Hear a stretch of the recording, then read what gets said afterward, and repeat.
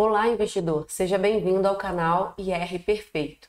Aqui você aprende sobre tributação e a declaração dos seus investimentos, sempre de forma clara e objetiva.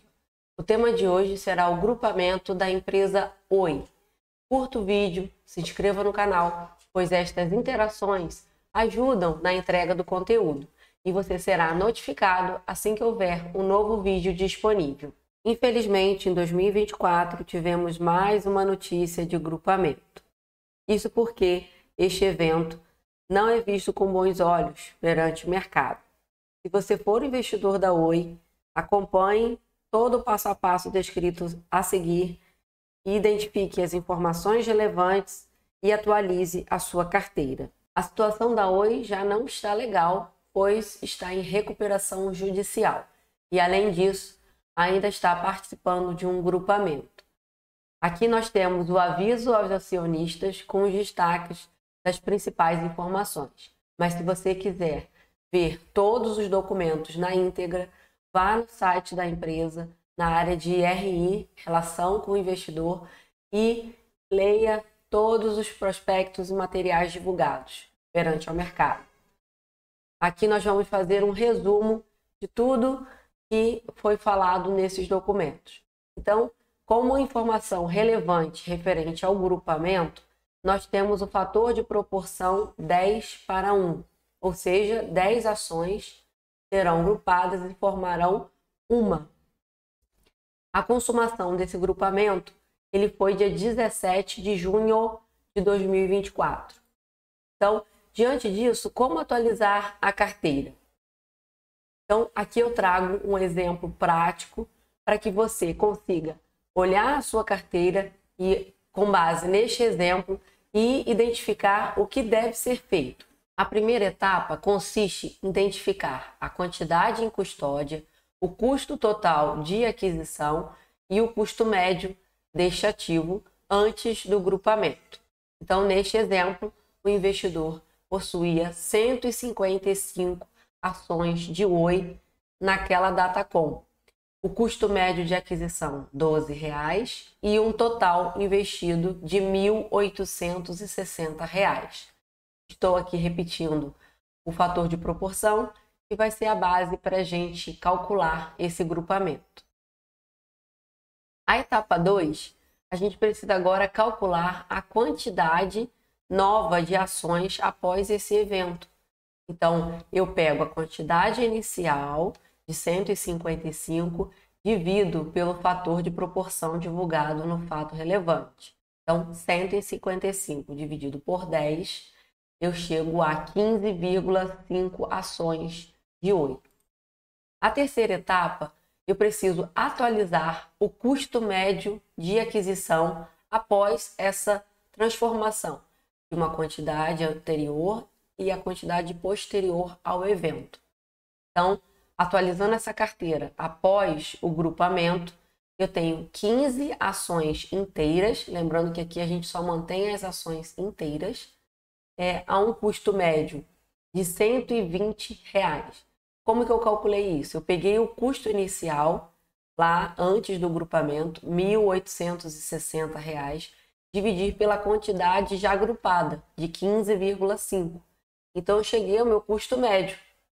E aí, para eu saber o meu custo total de aquisição referente a essas 15 ações, eu multiplico 15 vezes 120. Então, eu chego ao meu custo total de aquisição dessas 15 ações em R$ 1.800. A quarta etapa é apurar o resultado da venda das frações, se for o seu caso. Neste exemplo aqui, teve sim uma fração de 0,5. Então, vou calcular tudo isso. Então, eu tenho 0,5 a um custo médio de 120, ou seja, o meu custo da fração é de R$ 60. Está aqui a multiplicação. Então, supondo que o valor recebido aí foi R$ 22,20, então nós temos um resultado apurado, um prejuízo de R$ 37,80. Eu pego o valor recebido e diminuo do meu custo de aquisição. A quinta etapa consiste em declarar tudo isso lá no IRPF 2025, a declaração do Imposto de Renda à Pessoa Física do ano que vem, correspondente às movimentações do ano de 2024. Tá? Aqui na imagem eu demonstro a custódia das ações da Oi. Então aqui eu preciso informar a Receita a quantidade de ações em carteira em 31 de dezembro de 2024, lá na ficha Bens e Direitos.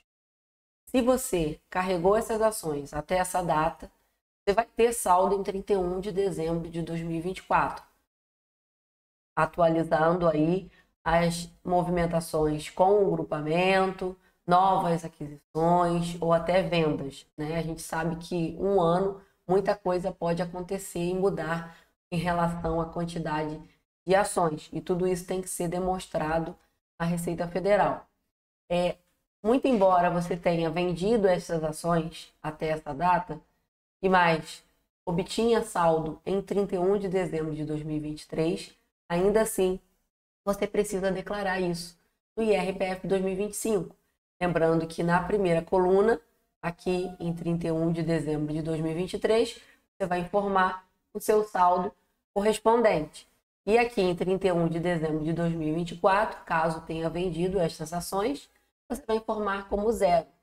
Não significa que você encerrou o ano de 2024 sem essas ações, que você não precisa declarar. A única situação em que você não vai precisar declarar a custódia das ações é se você iniciou o ano sem elas e encerrou também. Ou seja, você comprou e vendeu estas ações ao longo do ano. Exemplo, comprou a ação da Oi no início de 2024 e vendeu no final do ano. Então você não tem o que declarar em relação à custódia. Você vai declarar sim seu prejuízo ou seu lucro apurado aí na ocasião. Mas a custódia, esse é o único caso em que não precisa informar em bens e direitos. A quinta etapa aqui eu estou repetindo porque são complementares, tá? A gente precisa também declarar o lucro ou prejuízo da fração, pode ser aí lucro isento, tributável ou prejuízo. No meu exemplo foi um prejuízo. Tá? Isso lá no IRPF 2025 também. E um ponto importante, lembrar que de compensar o prejuízo apenas com lucros tributáveis, tá? Futuros. A gente não deve compensar prejuízo com lucro isento. Não tem lógica. Você deve aproveitar essa oportunidade que a Receita dá de lucro isento. Você não paga imposto de renda. Deixa para compensar os prejuízos com lucros tributáveis. É um benefício fiscal aí. Então, aí aqui eu demonstro a tela da fração.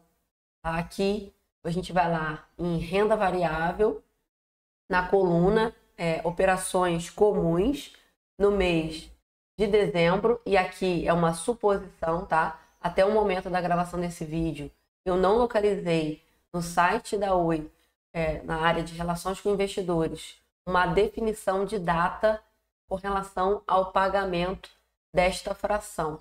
Então, eu estou gravando esse vídeo agora em novembro, então estou supondo aí que seja em dezembro o pagamento destas frações. Então, a informação, ela vem nessa coluna de operações comuns, então estou colocando lá os meus 37,80 centavos de prejuízo. Para encerrar, gostaria de saber o que achou do conteúdo, deixe a sua opinião ou a sua dúvida nos comentários. Até a próxima!